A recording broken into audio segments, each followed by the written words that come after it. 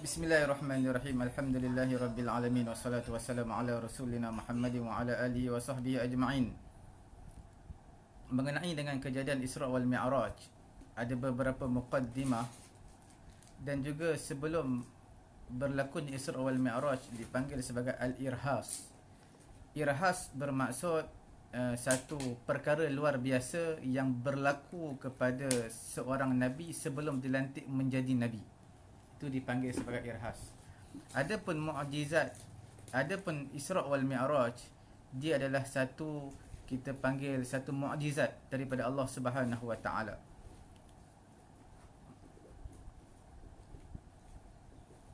Selepas mana Nabi sallallahu alaihi wasallam kehilangan dua orang yang paling dikasihi, iaitu Khadijah binti Khuwailid radhiyallahu taala anha, yang mana zaujah al-wafiyah wal mu'minah as-sadiqah, iaitu isteri yang paling sempurna dan juga isteri yang beriman, yang membenarkan kepada Nabi.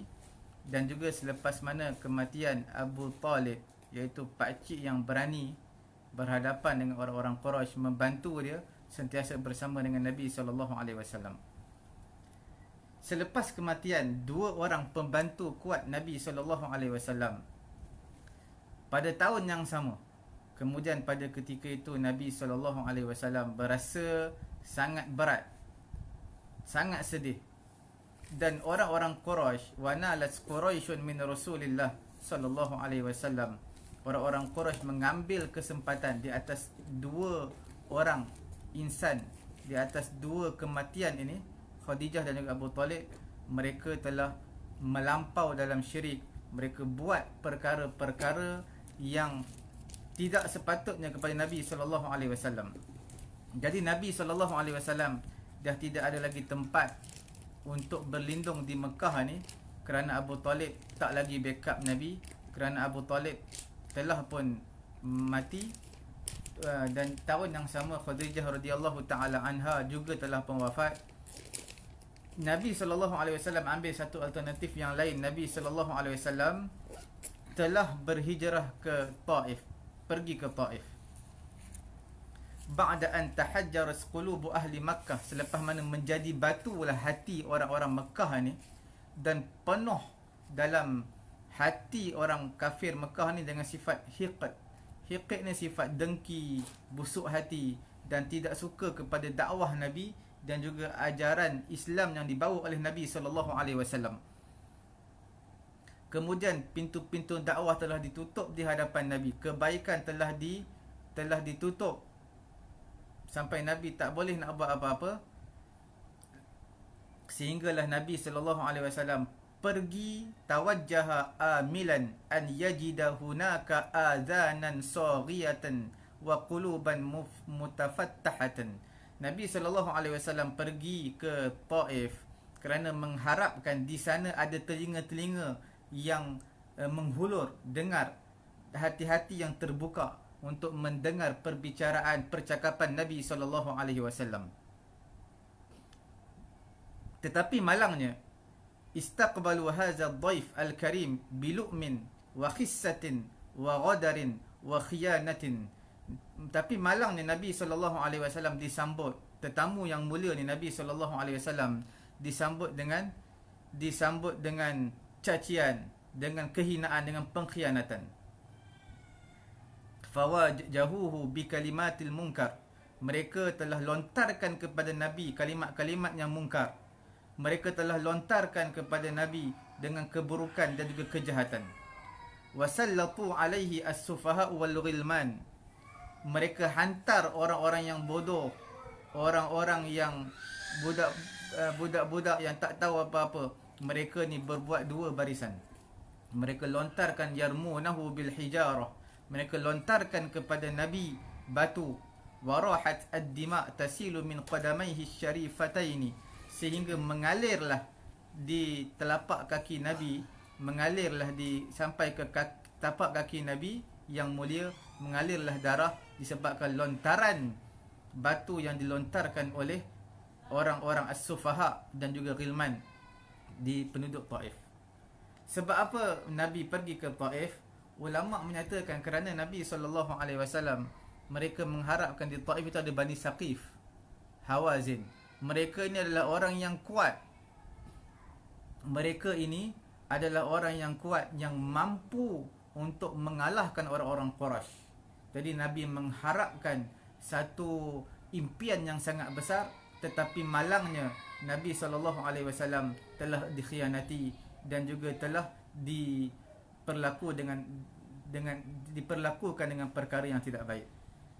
Walika'anna ar-rasul sya'ara anna kulla man hawlahu qad takhalla anhu wa waqafa diddahu fadaqat fi wajhihi as-subul wa adlamat ad-dunya amamahu wa talabbada al-jawu.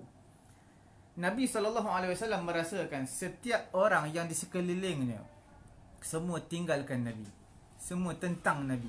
Maka Nabi rasa sempit dunia ni, jalan-jalan sempit, tak boleh nak buat dakwah. Dunia jadi gelap.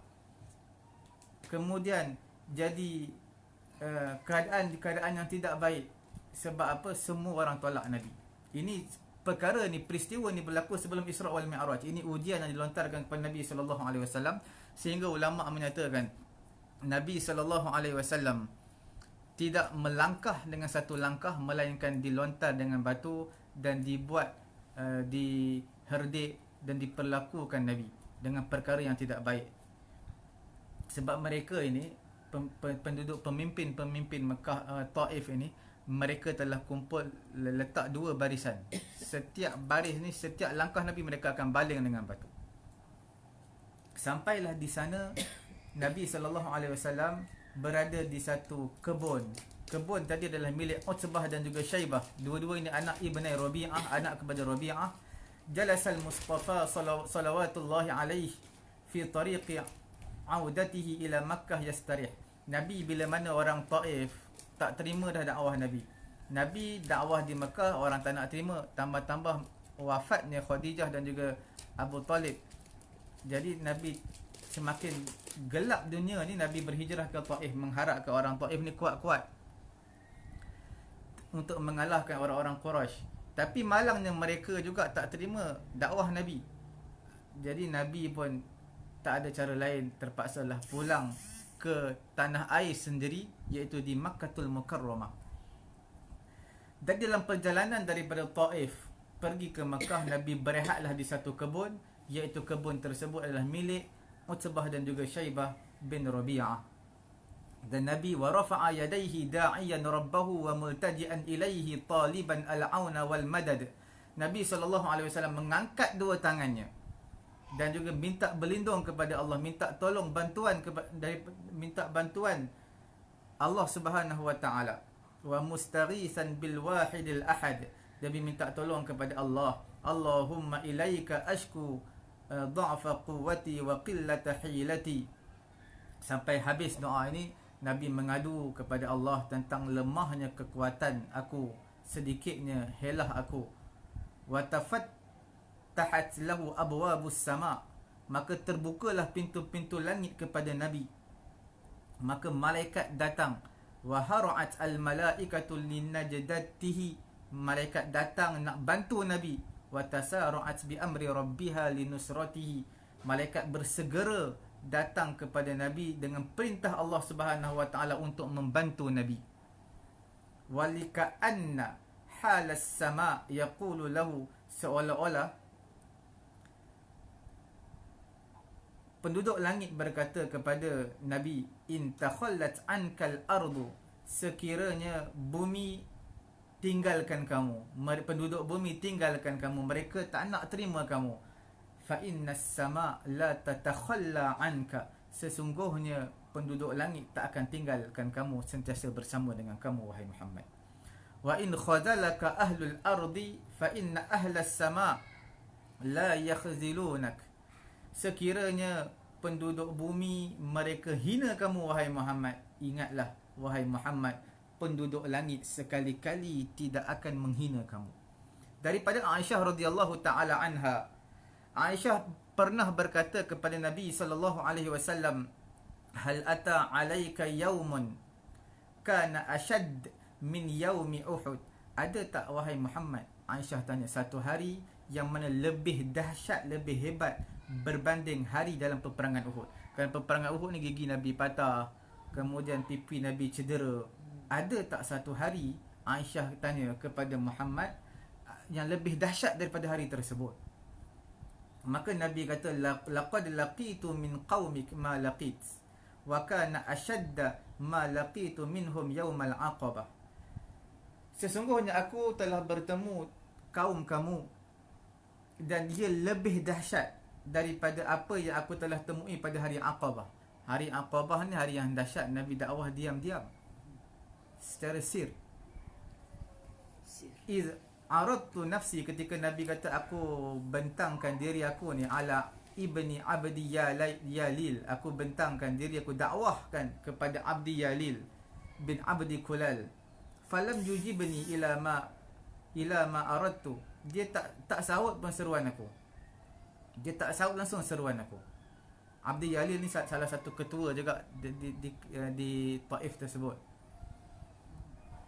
Fantalaqtu wa ana mahmum, aku pun pulanglah dalam keadaan aku sedih. Falam astafiq illa wa ana biqarnis sa'alib, iaitu tiba-tiba aku terjatuh pengsan. Aku tertidur, bukan tertidur sekejap letih. Kemudian aku bangun, tengok-tengok aku sekarang ni berada di Qarnus Sa'alib. Qarnus Sa'alib ini adalah miqat umrah ataupun haji Ahlul Najd, iaitu orang-orang berada di Riyadh. Dinamakan juga sebagai Qarnul Manazil. Kemudian farafa'tu ra'si fa idza ana bisahabatin qad adallatni fanazartu fa idza fiha Jibril fanadani faqala inna Allaha qad sami'a qawla qaumik laka wa ma raddu 'alaik. Nabi kata, bila aku tersedar daripada tidur pengsan tadi, aku pun angkat kepala aku tengok awan sedang menaungi aku. Maka aku lihat awan tersebut, tiba-tiba padanya ada Jibril. Jibril panggil aku. Jibril kata, sesungguhnya Allah Ta'ala mendengar perkataan kaum kamu, apa yang mereka jawab kepada kamu, semua Allah Ta'ala dengar. Wa qad ba'asa ilaik, Allah Ta'ala menghantar aku ni kepada kamu, wahai Muhammad. Allah Ta'ala menghantar wa qad ba'asa ilaika malakal jibal, Allah Ta'ala menghantar kepada kamu malaikat bukit, lita'murahu bima syi'ta fihim, supaya malaikat bukit ini, dia supaya kamu suruhlah apa yang kamu nak, maka malaikat bukit akan buat. Fanadani malakul jibal, malaikat bukit telah panggil aku. Fasallama alayya, malaikat bukit telah beri salam kepada aku. Dia kata apa? Ya Muhammadu, faqala zalika fima syi'ta, apa yang kamu nak, kamu bagi tahu je, maka aku akan buat. Dalam riwayat Tabrani, dia kata, ya Muhammadu, wahai Muhammad, innallah ba'asani ilaik, sesungguhnya Allah Ta'ala telah hantar aku kepada kamu, wahai Muhammad. Aku ini malakul jibal, aku ni malaikat bukit. Kamu suruhlah aku dengan perintah kamu, fima syi'ta, apa yang kamu nak. In syi'ta, sekiranya kamu nak, kamu bagi tahu aku. In syi'ta, sekiranya kamu nak, an utabbiqa alaihim al-akhshabain, aku akan hantukkan kedua bukit ni, dua bukit yang berada di Taif ni, lagakan dua bukit tersebut. Bukit ini Akhshabain ini, ulama kata dua bukit yang berada di Mekah adalah bukit Abu Qubais, dan juga bukit yang berhadapan dengan Abu Qubais dipanggil sebagai Qa'an. Dua bukit ni, kerana bukit tersebut solid, batu dia keras. Nabi SAW, apa jawapan Nabi? Nabi kata, bal arju an yakhrujallah min aslabihim man ya'budullah wahdahu la yushriku bihi syai'a.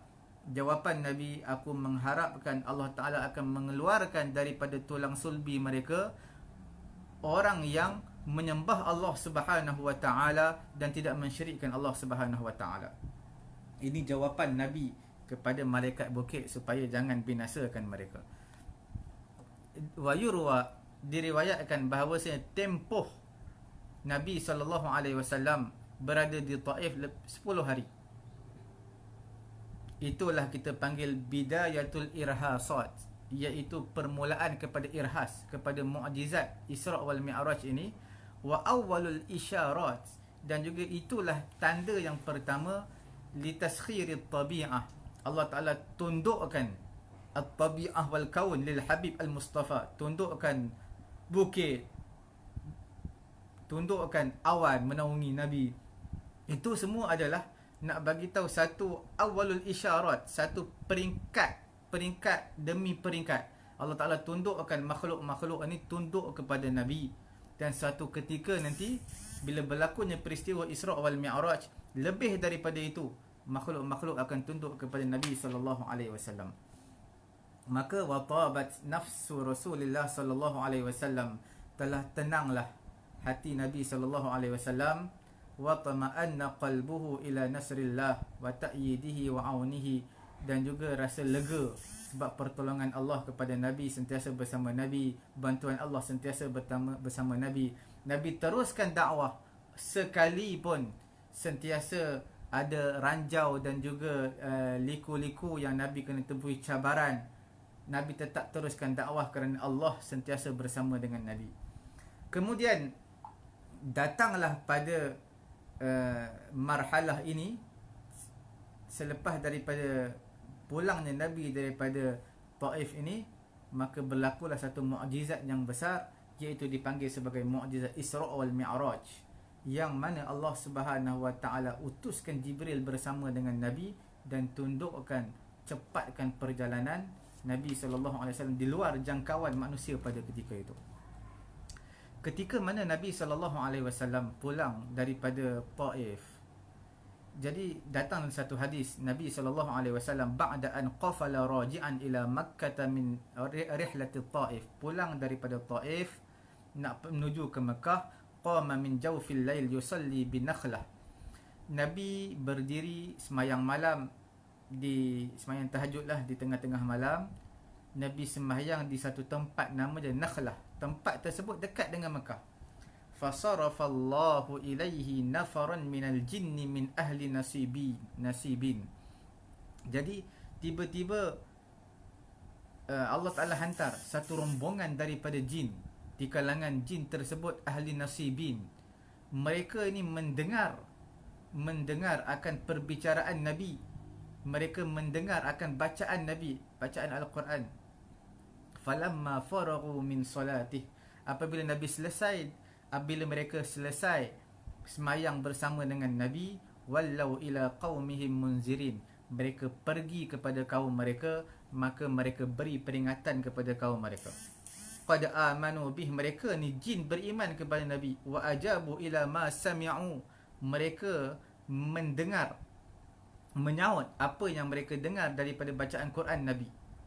Wa qassallahu khabarahum, Allah Ta'ala telah mengkisahkan cerita jin ini yang beriman kepada Nabi. Wa iz sarafna ilaika nafaran minal jinni yastami'una al-Quran falamma hadaruhu qalu ansitu. Ini hadis jin mendengar bacaan Quran daripada Nabi sallallahu alaihi wasallam, diriwayatkan oleh Imam Bukhari dan juga Imam Muslim. Banyaklah riwayat dalam tafsir Ibn Katsir ada cerita, dan juga tafsir-tafsir yang lain menceritakan tentang kisah jin nasibin dalam suratul Ahqaf. Jadi nak bagi tahu ketika mana di Makkah orang tak nak terima Nabi, ketika mana di Taif orang tak nak terima Nabi, tapi dalam perjalanan nak pulang ke Makkatul Mukarramah, tiba-tiba ada satu gerombolan jin yang beriman kepada Nabi, sedangkan manusia semuanya tak nak beriman kepada Nabi pada ketika itu. Wa fi hadha dalilun ala annahu sallallahu alaihi wasallam mab'us ila al-jinni wal ins. Ini juga sebagai dalil bahawa Nabi ni diutuskan bukan kepada manusia sahaja, tetapi kepada manusia dan juga jin. Ini juga dipanggil sebagai irhas, kerana walaupun Nabi bersedih, tetapi sebenarnya Allah Ta'ala hantar satu berita gembira. Manusia tak nak terima tak apa, tapi jin ada yang beriman kepada Nabi. Cukup setakat itu dulu.